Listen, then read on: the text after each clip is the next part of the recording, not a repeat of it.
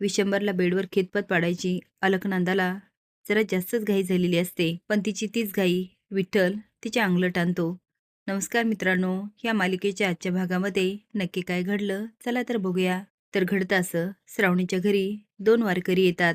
ते दारात उभारून म्हणत असतात, "ज्ञानबा तुकाराम, ज्ञानबा तुकाराम." श्रावणी बाहेर येते, तिच्या मागे शुभू. आता दोघं पण त्यांच्यासमोर हात जोडून उभं असतात. त्यांना बघून श्रावणीला खूप आनंद होतो आणि ती म्हणते, "सांगा, मी तुमच्यासाठी काय करू?" वारकरी पण हात जोडतात आणि म्हणतात, "माऊली, आम्हाला थोडा भाकर तुकडा खायला मिळेल का?" शिव म्हणतो, "माऊली, तुम्हाला जेवायला घालणं याशिवाय दुसरं पुण्य काय असणार?" श्रावणी म्हणते, "चला आतमध्ये." दोघं आतमध्ये येतात. श्रावणी आता त्या बाईच्या डोक्यावरची तुळस खुर्चीवर ठेवते. शिव म्हणतो, "श्रावणी, चल माऊलींना जेवायला वाढ." श्रावणी एवढी खुश असते आणि आनंदात म्हणते, "हो, लगेच वाढते." ते आता किचनकडे जायला लागते.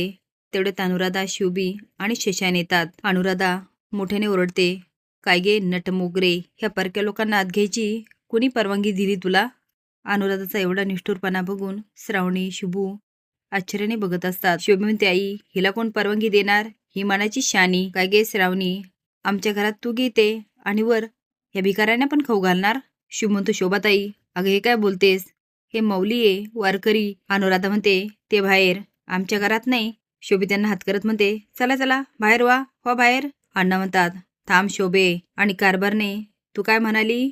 यांना या घरामध्ये कुणाच्या परवानगीने आणलं?" अनुराधा म्हणते, "वय, कुणाच्या परवानगीने आणलं?" अण्णा म्हणतात, "माझ्या परवानगीने, कारण हे घर माझं आहे. बहुतेक तू विसरली वाटतं. ह्या घराचं भाडं, ह्या घराचं राशन आम्ही भरतो ते. नाही म्हणजे ह्या घरामध्ये तू किंवा शोभी काही काम करत नाही. जर तुम्ही कामच करत नाही तर ह्या घरात तुमची कशी परवानगी घेणार? आणि आतापर्यंत हे घर मी चालवत होतो आणि तू सगळे निर्णय घेत होती.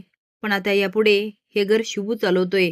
त्यामुळे आता ह्या घरातील सगळे निर्णय घ्यायचा हक्क हा श्रावणीकडे असेल.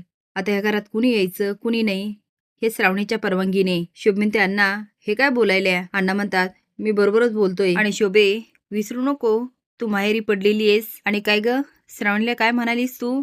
आमच्या घरात गिळतेस? शोभे, ती तुझ्या घरात नाही, तू तिच्या घरात गिळतेस." आता शोभीचे मोठे डोळे होतात.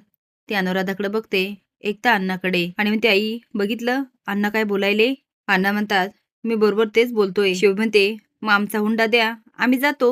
शशन म्हणतो, "होय होय, हुंडा टाका, आम्ही लगेच निघतो." अण्णा म्हणतात, "जावई पू, हुंडा नाही दिला म्हणून तुम्ही शुभीला माहेरी पाठवलं. तिला माहेरी पाठवलं ते ठीक आहे, पण तुमचं काय काम आहे इथं? आणि आतापर्यंत तुम्ही दोघं जण इथंच खाताय आणि इथंच राहताय.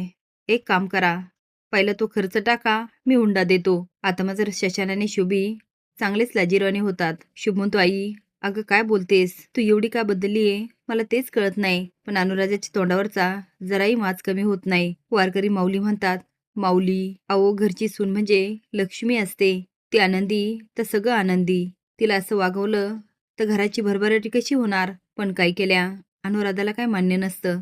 विशंभरच्या घरी पण आरतीची तयारी होते, पण अलकनंदाचा मात्र वेगळाच खेळ सुरू असतो. कारण विशंभरच्या जागी मानासाठी तिला विठ्ठलाच्या मंदिरात जायचं असतं. आता विशंभर गेला तर आपल्याला नाही जायला मिळणार.